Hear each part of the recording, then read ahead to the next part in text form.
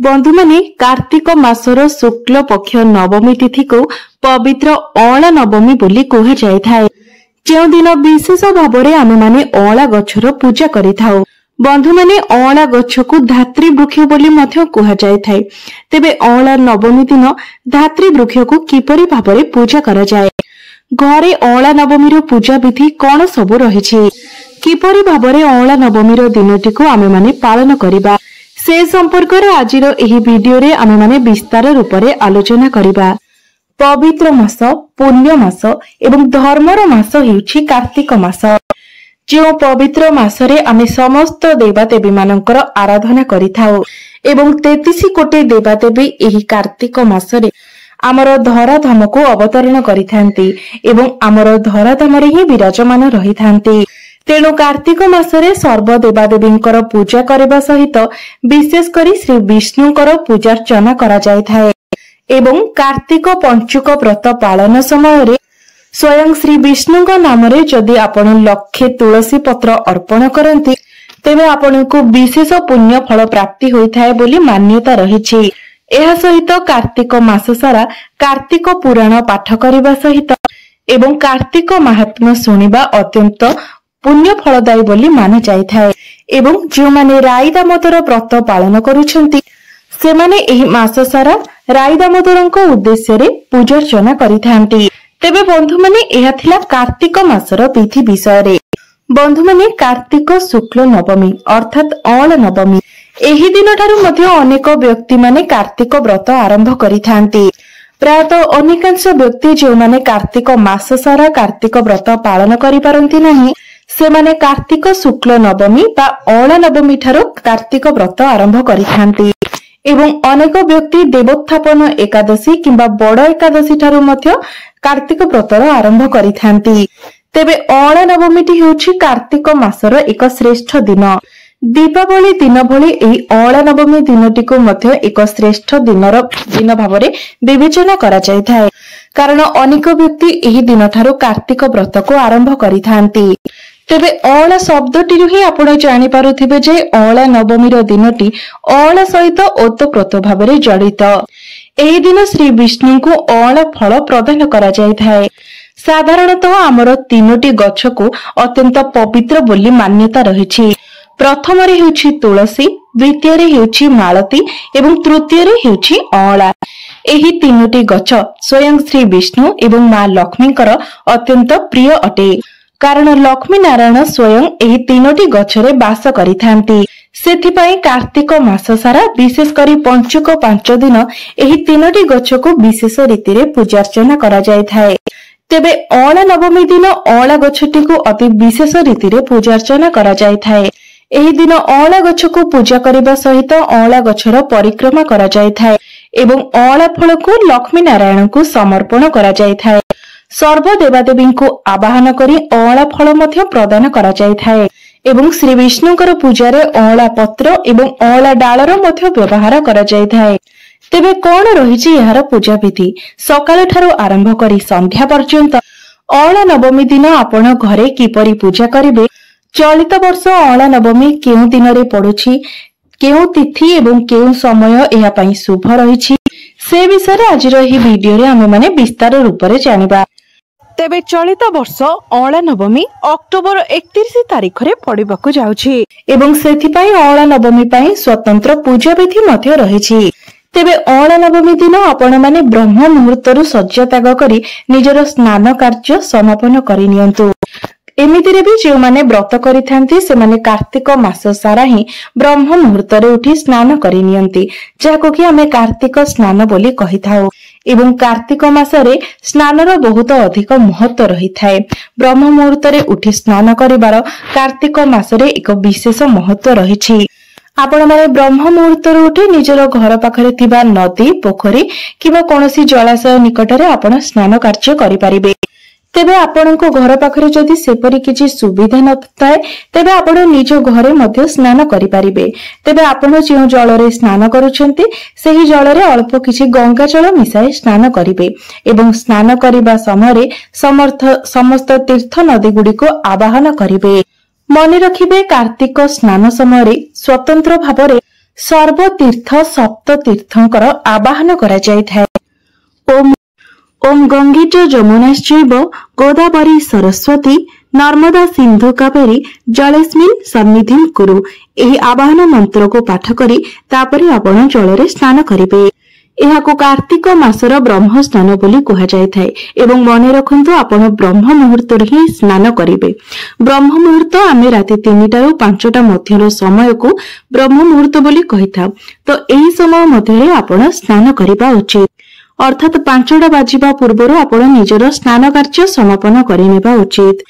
तेबे अळा नवमी दिन आपण ब्रह्म मुहूर्त उठी निजर स्नान कार्य समापन करिनियंतु।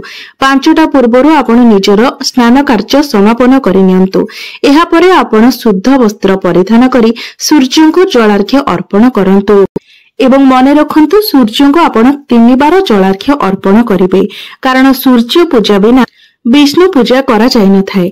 एवं जदि आपण सूर्य पूजा न करी विष्णु को पूजा करूछंती तो आपणकर पूजा फलदायी होई न थाए। शास्त्र रे मध्ये ए संपर्क रे वर्णना करा जायछि। सूर्य पूजा करिबा परे ही श्री विष्णुकर पूजा करा जाय थाए। तेबे स्नान परे आपण प्रथमे सूर्य देवता को प्रणाम जणाई 3 बार जलार्घ्य अर्पण करंतु। तापरे आपण मां तुलसींकर पूजार्चना करंतु एवं तापरे आपण निजर ठाकुर घर को जाई ठाकुर घर को भल भाबरे परिष्कार परिच्छन्न करी निजर गृहर देवादेवी को पूजार्चना करंतु। तापरे आपणकर घर पाखरे जदि कोनोसी मंदिर अछि तो अळा नवमी दिन निश्चित रूप रे आपण मंदिर को जांतु। जदि आपणक घर निकटरे राधा कृष्णंकर मंदिर अछि, श्री विष्णुकर मंदिर अछि किबा लक्ष्मी नारायणंकर मंदिर अछि किबा शिव मंदिर अछि, तेबे सेही मंदिर को आपण निश्चित रूप रे अळा नवमी दिन जांतु। तापरे आपण मंदिर रे मंगल आलती दर्शन करंतु, कारण अळा नवमी दिन जदि आपण देवादेवींकर मंगल आलती दर्शन करंती तो यह अत्यंत शुभ होइथाय। आपण माने जानंती एही दिन श्री मंदिर रे राधा पाद दर्शन होइथाय। तो जदि आपणकर सौभाग्य थाए आपण पुरी जाई कि राधा पाद दर्शन करंती तो यह मध्य आपणकर बहुत बड़ सौभाग्य होइथाय। बंधु माने एही दिन पूजक माने मंदिर रे पंचोपचार विधि रे विशेष रीति रे पूजार्चना करिथांती एवं मने रखंतु मंदिर रे आपण देवादेवींकर दर्शन करि सारिबा परे मंदिर रो परिक्रमा करिबा उचित। तेबे अळा नवमी दिन आपण मंदिर को जिबा, देवादेवी को दर्शन करिबा एवं मंदिर को परिक्रमा करिबा, एही तीनोटी कथा को आपण विशेष रूप रे ध्यान देबा उचित। एवं आउ गोटे गुरुत्वपूर्ण कथा हेउछि जदि आपण मंदिर परिक्रमा करिबा सहित मंदिर चारिपाख आपण झाड़ू रे सफा करंती तो ईश्वरक सेवा करिवार आपणको अनेक पुण्य फल प्राप्ति होइथाय। बंधु माने आमे माने तो प्रत्येक दिन हमर ठाकुर घरे थिबा देवादेवी को पूजा करिथाउ। एहा सहित तुलसी गछर मध्य पूजा करिथाउ।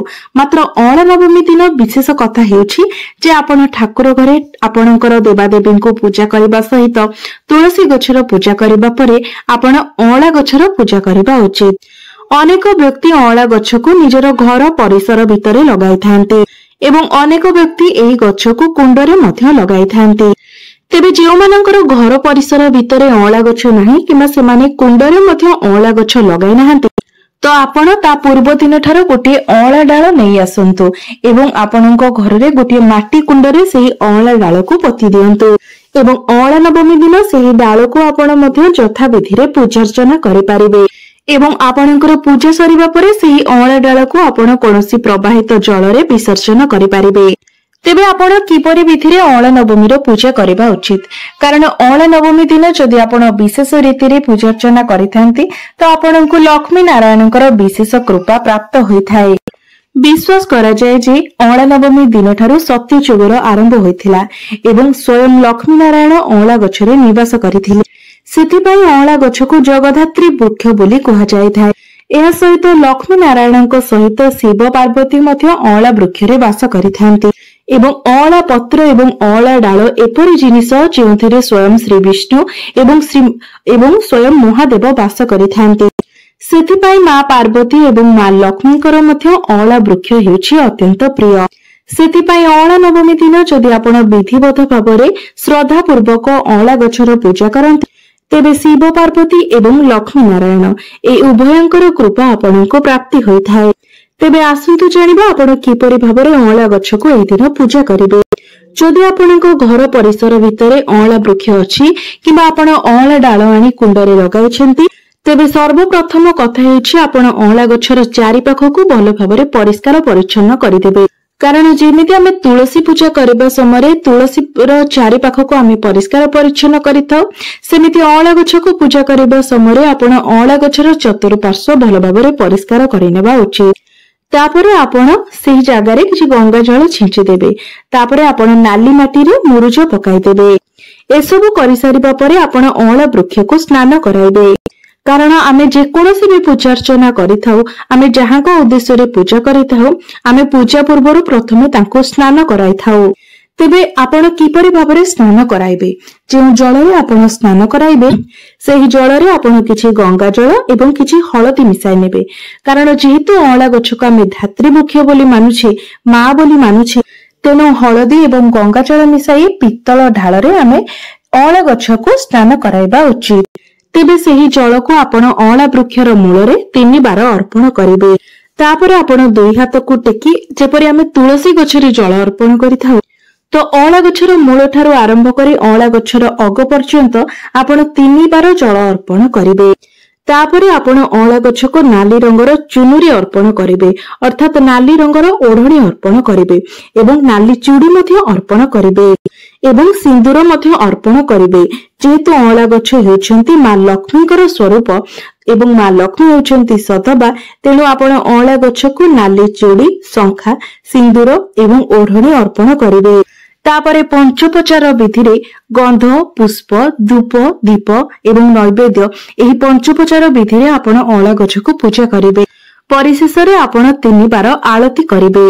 अँला वृक्ष को अँला नवमी दिन पूजा करि सारिबा परे अँला वृक्षर परिक्रमा निश्चित भाबरे करिबे। कारण एही दिन अँला वृक्षर परिक्रमा करिबा द्वारा आपनकु सर्व पुण्य फल प्राप्ति होइथाय एवं आपनकर पाप मध्य क्षय होइथाय। सेथिपाई 3 बार किंबा 5 बार किंबा 7 बार आपण अँला वृक्ष को परिक्रमा करिबे।